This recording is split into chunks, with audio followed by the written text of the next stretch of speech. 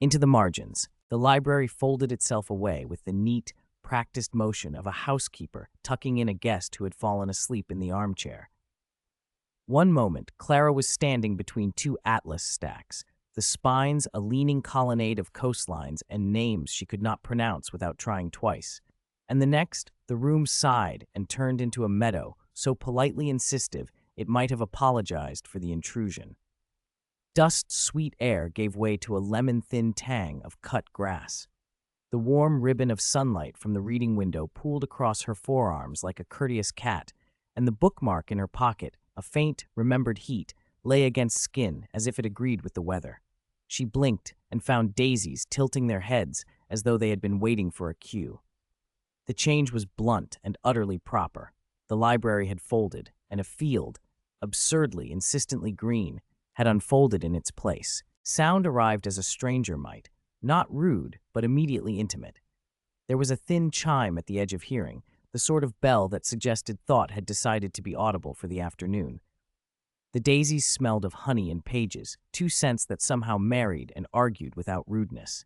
Clara inhaled and felt the odd sensation of being read rather than reading, as if some benevolent hand had thumbed through the paragraphs of her life and paused at the title. Practical alarm knit itself against her ribs. Where had the shelves gone? And then astonishment, a more indulgent thing, unlatched and walked around inside her chest like a child in a new hat. The meadow accepted her astonishment with dewy patience. Even the grass behaved as if it knew better than to startle someone for sport. Theo was already on his knees, the action more a collapse than a gesture, as if wonder had a gravitational pull he could not resist.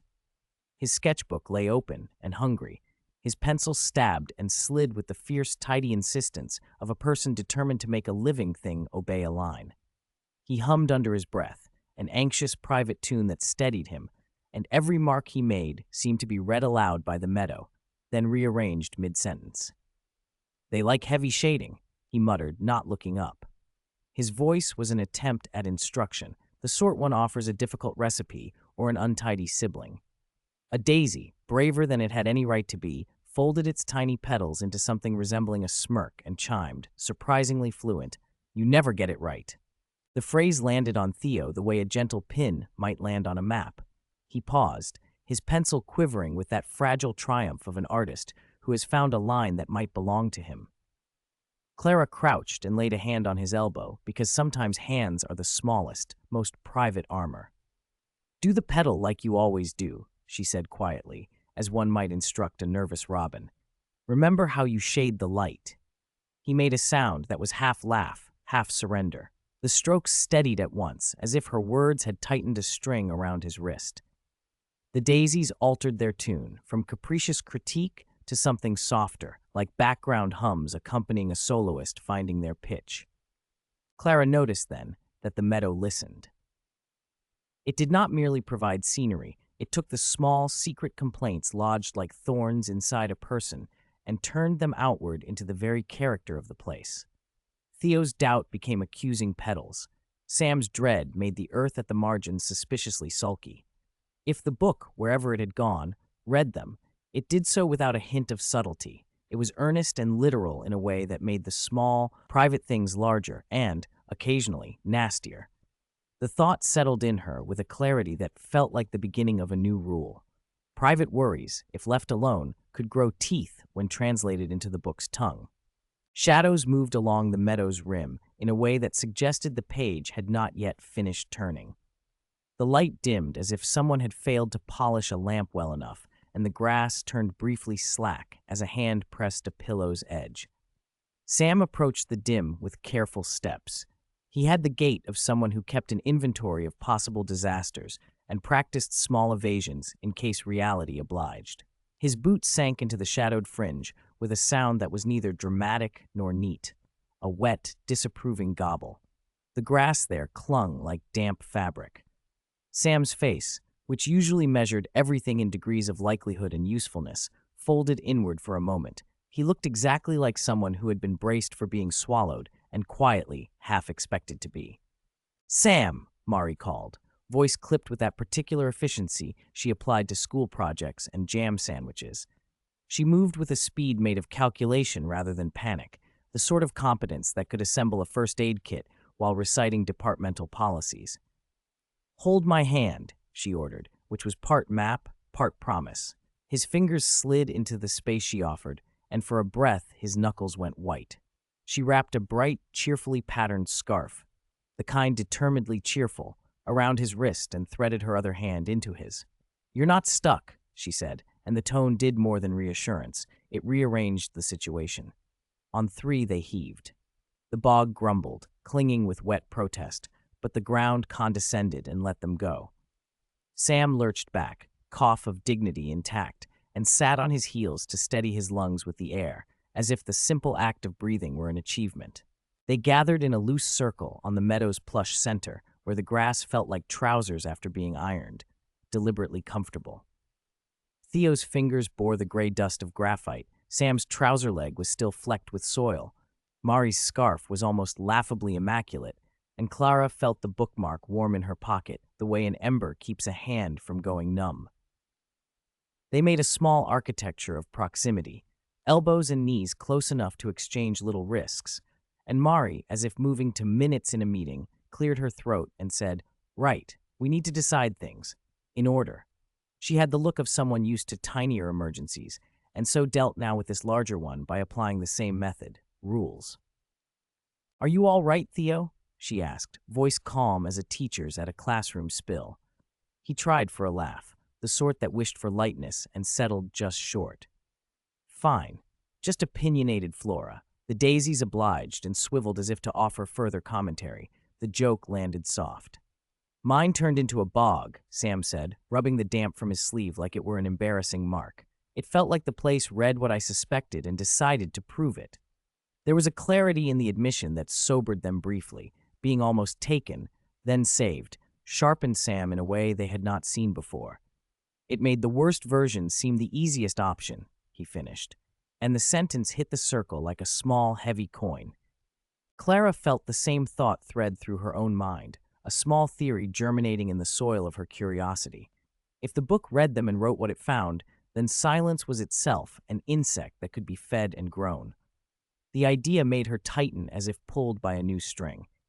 "It reads the person and then writes to them," she said aloud, testing the idea as one might taste a new soup before deciding to eat. "Not malicious exactly, but it isn't nuanced. It doesn't get that people are messy." At the last word, the daisies shuffled, as if embarrassed. It was absurd and oddly comforting to see the landscape respond like a well-bred dinner guest. Mari considered the problem, with the same precise face she used when unpicking a stubborn hole in a cardigan. "Which is worse?" she asked, folding the question as if into an envelope. "An unkind thing that knows you, or a kind thing that doesn't?" Her hands smoothed down her knees, the action of someone used to making lists. "We need rules. If the meadow will translate what's in us into what's underfoot, we choose what's in us." The plan was the sort of thing Mari favored. Fewer speeches, more pacts. They would not gift the book their interior lives to be dramatized without consent. They would practice naming fears before the meadow could name them into monsters. Theo chewed his lip. "If I say I'm rubbish at drawing, do I make it true?" he asked, the question of a boy who had learned to bargain with critique. The fear artist's nurture, that public doubt will solidify into private fact, laced his voice. Clara was about to speak when Sam surprised them all by replying. "You can't make it worse than your own private worst," he said. "If it copies, then sharing might actually make it quieter. Someone else can hold part of it." His voice was steady, unshowy, and the conviction in it felt new, like a hinge that had found purchase. Theo's shoulders eased a little. Clara felt something bright and soft move in her chest, the simple, stubborn pleasure of seeing friends begin to carry each other. They practiced their new rules in the manner of children learning to fold cranes, all praise for effort and none for perfection. Each took turns naming a fear aloud to at least one other, a confessional with a safety net underneath. Mari scratched the rules on the inside of a tissue packet, stooping to the domesticity that comforted her in chaos. She tucked the scrap into her pocket as if it were a tiny treaty. Theo doodled a small emblem beside each rule, an artist binding language to image. Sam made a joke about membership to the bog, and it lodged like a charm. They all laughed, a real sound this time, without the levity of evasion. Theo's fear came out first, thin and trembling. I'm scared people will think my drawings are rubbish and stop asking me to draw. His jaw moved as though the words themselves were a thing to be chewed for strength. Sam said, with that bluntness that sometimes cleaves compassion like a neat knife, I'm frightened I might never be useful. That when a thing breaks, there won't be any of me to hand over. Mari's worry was measured and sharp, that she might be admired for picking the lid of a problem off neatly, then be left to hold the mess when other people tired of being responsible. Clara's own fear, the bookmark she had tried to tuck away even from herself, spilled out thin.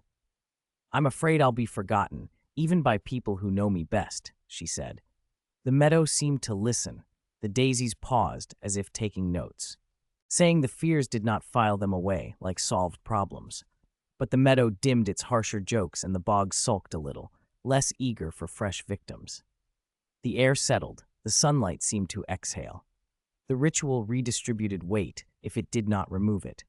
They sewed little talismans from the pact, Mari's rules in tissue, Theo's emblems penciled in the margins of his book, Sam's humor sharpened with purpose, and Clara holding the knowledge that she had said the things she feared most aloud and that it had not devoured them.